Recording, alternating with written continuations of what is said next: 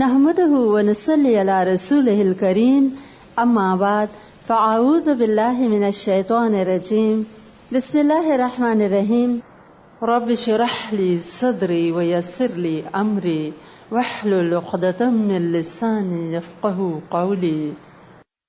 عمر فاروق رضی اللہ تعالی عنہ خلیفہ دوئم کے بارے میں ہم کچھ جائزہ لیں گے اور دیکھیں گے کہ یہ کیا ہستیاں تھیں جو دنیا میں ایسی بے نظیر مثالیں چھوڑ گئیں کہ جب بھی ہم اپنے اس تاریخ کے اوراق پلٹتے ہیں تو سر بلند ہو جاتا ہے اور بے اختیار دل سے دعا نکلتی ہے کہ اے اللہ ہمیں بھی ان کو فالو کرنے کی توفیق عطا فرما۔ حضرت عمر فاروق رضی اللہ تعالی عنہ مسلمانوں کے دوسرے خلیفہ تھے۔ وہ ایسے عظیم مسلمان تھے جن کے بارے میں خود حضور صلی اللہ علیہ وسلم نے فرمایا کہ اگر میرے بعد کوئی نبی ہوتا تو عمر ہوتا۔ ایک اور مرتبہ فرمایا کہ جس راستے پہ عمر آتا ہے شیطان وہاں سے بھاگ جاتا ہے۔ اس ایمانی قوت والے عظیم صحابی اور خلیفہ وقت کے حالات زندگی پڑھ کے انسان حیران ہو جاتا ہے کہ وہ کیا چیز تھی، وہ ایمان کی کیسی قوت تھی اور اللہ اور رسول سے کیسی محبت تھی جس نے ان کی زندگی کا رخ یکا یک پلٹ کے رکھ دیا۔ تھوڑا سا ان کے ابتدائی حالات دیکھتے ہیں۔ ان کا اپنا نام عمر رضی اللہ تعالیٰ عنہ تھا، والد کا نام خطاب اور بنو عدی سے تعلق رکھتے تھے جو ایک بڑا رسپیکٹیبل خاندان تھا۔ ان کے خاندان کو سفارت کا منصب حاصل تھا، یعنی diplomatic relations were assigned to this قبیلہ، اور جب بھی سفیر بھیجنے پڑتے ان کے خاندان سے ہی بھیجے جاتے تھے۔ حضرت عمر رضی اللہ تعالی عنہ قبول اسلام سے پہلے ہی ان 17 لوگوں میں شامل تھے جو پڑھنا لکھنا جانتے تھے۔ اس کے علاوہ فن سپاہ گری کے ماہر تھے، بڑے مضبوط جسم کے مالک تھے، پہلوانی کا بڑا شوق تھا، نیزہ بازی، تیر اندازی اور گھوڑ سواری میں بھی کمال حاصل تھا۔ ان کے قبول اسلام کا واقعہ اس کو بھی دہرا لیتے ہیں۔ ابتدا میں انہوں نے اسلام قبول نہیں کیا تھا اور جو لوگ اسلام قبول کرتے تھے ان کی مخالفت میں پیش ہوتے۔ بخاری کی روایت ہے، کہتے ہیں خود کہ میں اسلام قبول کرنے سے پہلے بت خانہ میں سویا ہوا تھا کہ خواب میں دیکھا کہ ایک بت کے اندر سے زور سے لا الہ الا اللہ کی آواز آئی اور سارے لوگ بھاگ گئے، میں کھڑا رہا۔ اور کہا جاتا ہے ان کی اس خواب کا جو پیریڈ ہے تقریباً اسی زمانے میں حضور صلی اللہ علیہ وسلم کو نبوت ملی، لیکن انہوں نے لبیک نہ کہا اور اسلام کے مخالف ہی رہے۔ روز آئے دن واقعات ہوتے کہ اسلام قبول کرنے کی وجہ سے مختلف خاندانوں میں جھگڑا پڑ گیا۔ ایک دن یہ تنگ آ گئے سن کے اور ننگی تلوار لے کے ہاتھ سے نکلے کہ آج تو میں حضور صلی اللہ علیہ وسلم کو نعوذ باللہ ختم ہی کر دوں گا۔ لیکن یہ ارادہ پورا کیسے ہوتا جبکہ حضور صلی اللہ علیہ وسلم اللہ تعالیٰ سے دعا کر چکے تھے کہ اے اللہ ابو الحکم بن ہشام یعنی ابو جہل یا عمر بن خطاب کے ذریعے اسلام کو قوت اور عزت دے۔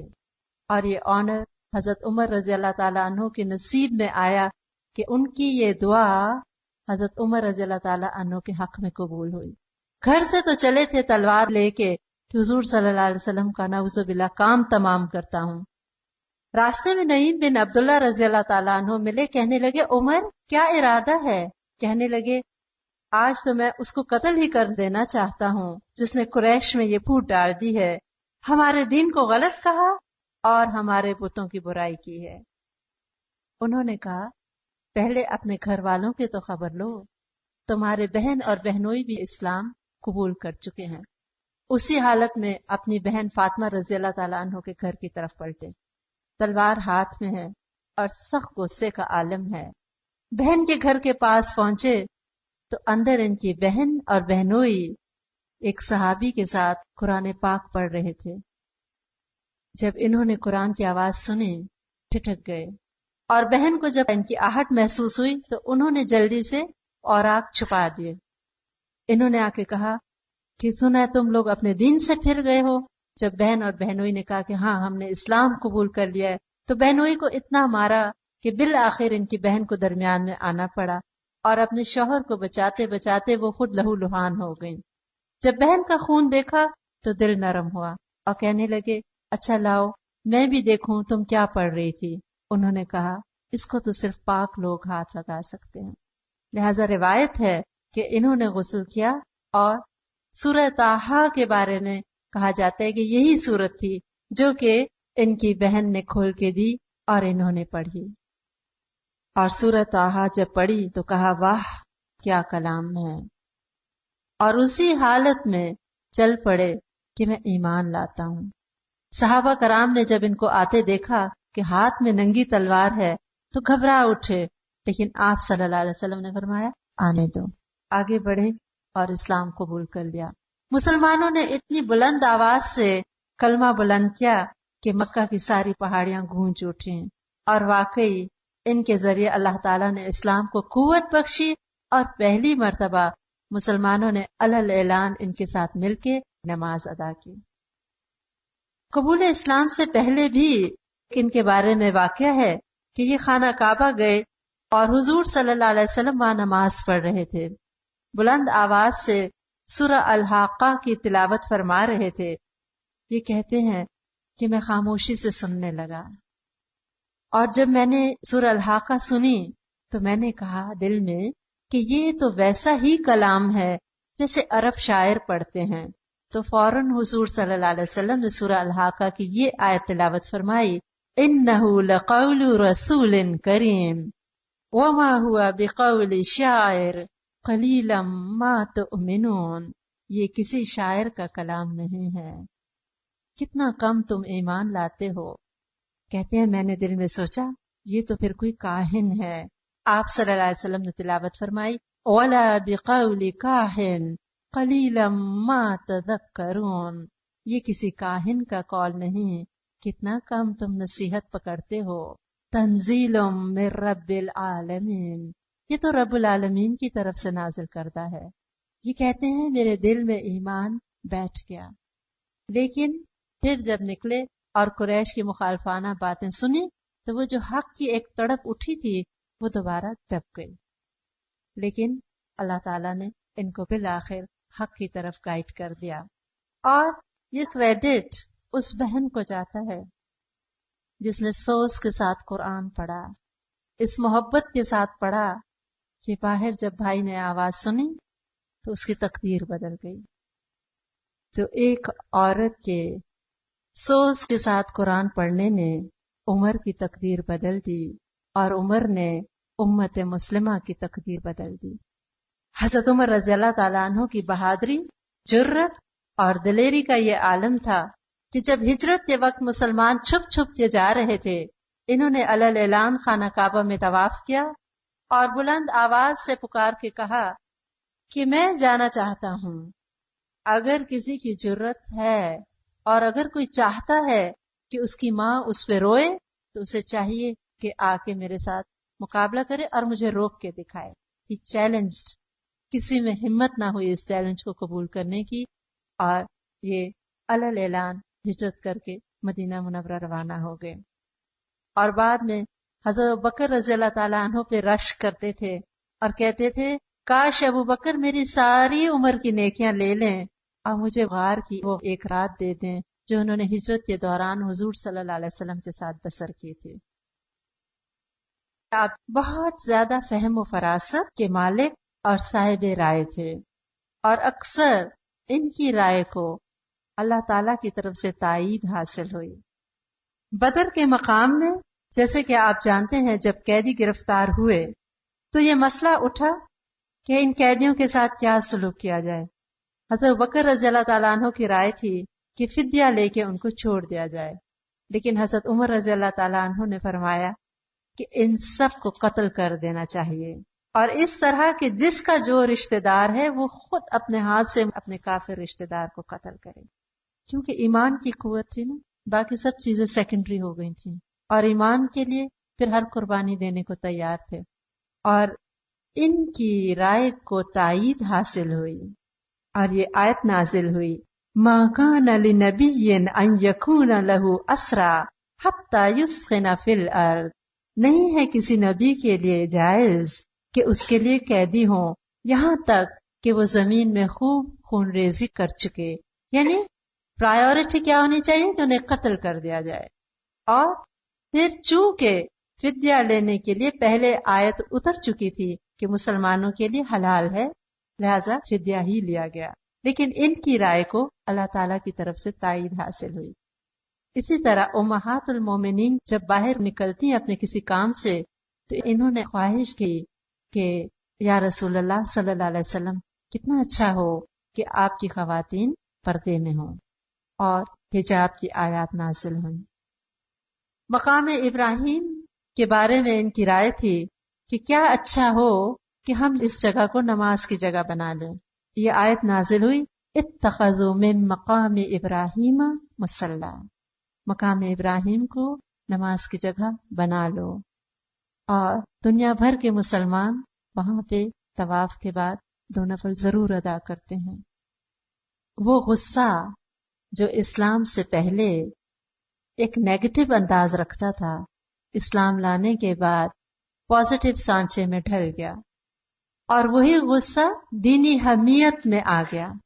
حضور صلی اللہ علیہ وسلم کے خلاف کسی کی جرت نہیں تھی کہ کوئی اونچی آواز میں بول کے دکھائے۔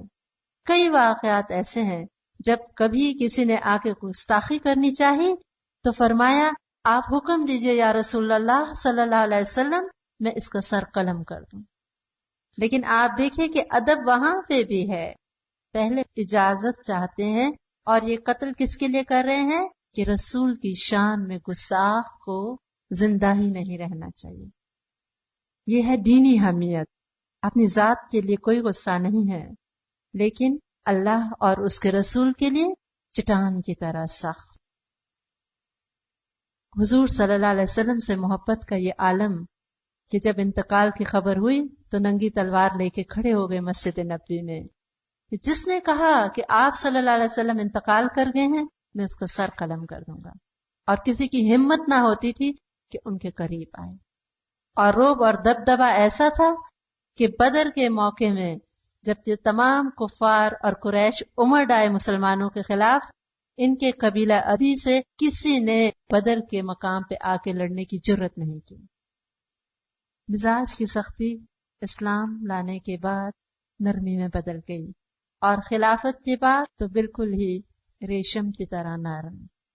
اور حالات ہم ابھی دیکھتے ہیں کہ جب ابو بکر رضی اللہ تعالی عنہ نے ان کو نامزد کیا تو صحابہ نے کہا آپ اللہ کو کیا جواب دیں گے، ان کو آپ نامزد کر رہے ہیں، ان کے مزاج کی سختی آپ جانتے ہیں۔ انہوں نے کہا تھا میں اللہ کو کہوں گا اے اللہ تیرے بندوں میں سے میں نے اس کو خلیفہ نامزد کیا جو اس وقت ان میں سب سے اچھا تھا۔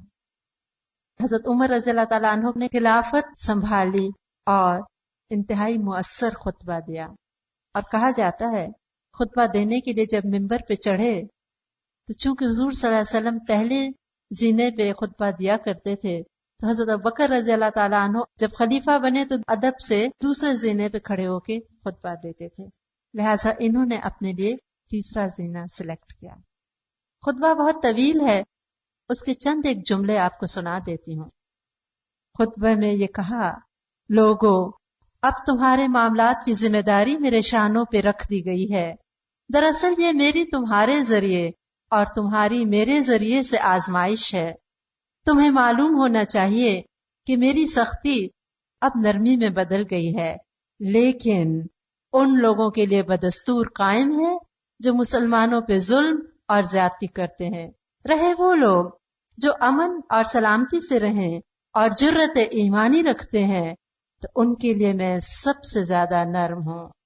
اگر کوئی کسی پر ظلم یا کسی کے ساتھ زیادتی کرے گا تو میں اس وقت تک اسے نہیں چھوڑوں گا جب تک اس کا ایک رخسار زمین پہ نہ لگا دوں. یہ تھے وہ لوگ جن کے بارے میں علامہ اقبال کیا کہتے ہیں؟ ہو ہلکا یاراں تو پریشم کی طرح نر، رزم حق و باطل ہو تو فولاد ہے مومن. اور یہ واقعی فولاد کی طرح سخت ہے. اور رسولوں کے معاملے میں نو کمپرومائز، کوئی کمپرومائز نہیں. اور ضرورت مندوں کے لیے ایسے نرم کہ جب خلافت کا بوجھ اٹھایا تو رعایا کا کوئی شخص ایسا نہیں تھا جس کی خبر گیری نہ کرتے ہوں. رات رات بھر جاگتے اور سارے شہر میں پھرتے کہ کہیں کوئی بھوکا تو نہیں، کہیں کوئی ضرورت مند تو نہیں، کہیں کوئی ڈس اوبیڈینس تو نہیں ہو رہی اللہ اور اس کے رسول کی. غریب، یتیم، بیواؤں اور لاوارثوں کے سہارا، روب اور دبدبا ایسا کہ کیسر و کسرا کے ایوانوں میں لرزہ برپا ہو جاتا تھا ان کے نام سے. بڑے بڑے جرنیل صحابہ ان کے آگے بول نہیں سکتے تھے. جس وقت کوئی غلطی دیکھتے تھے اپنے بڑے سے بڑے آفیسر کو بلا کے فوراً جواب طلبی کرتے. لیکن دل کی نرمی کا یہ عالم کہ بیواؤں کے پانی کے مشکیزے خود اپنی کمر پہ لاد کے بھر بھر کے ان کو پہنچاتے تھے. اتنی بیوٹیفل پرسنالٹی ہے کہ لگتا ہے کہ ایک انتہائی خوبصورت ڈائمنڈ جیسے ہوتا ہے جس کا ہر اینگل آپ دیکھیں تو ایک نئی سپارکل نظر آتی ہے. اسی طرح ان کی پرسنالٹی کا آپ جو اینگل دیکھیں حیران ہوتا ہے انسان کہ وہ کیسے لوگ تھے اور حضور صلی اللہ علیہ وسلم کی صحبت کیسی تھی جس نے ان صحرا نشینوں کو زمین سے عرش پہ پہنچا دیا. اخلاق اور کردار کے اعلیٰ ترین سٹینڈرڈ پہ ان کو معین کر دیا کہ مسلمان تو مسلمان، غیر مسلمان بھی تعریف کرتے ہیں اور حیران ہوتے ہیں. ایچ کینیڈی کی ایک بک ہے the prophet and the age of caliphate. وہ کہتے ہیں Umar appears in Muslim tradition as the epitome of the stern uncompromising incorruptible ruler. یہ غیر مسلمان ہے لیکن تعریف کیے بغیر رہ ہی نہیں سکتے. سختی بھی ہے جہاں بے اعتدالی ہے اور نرمی بھی ہے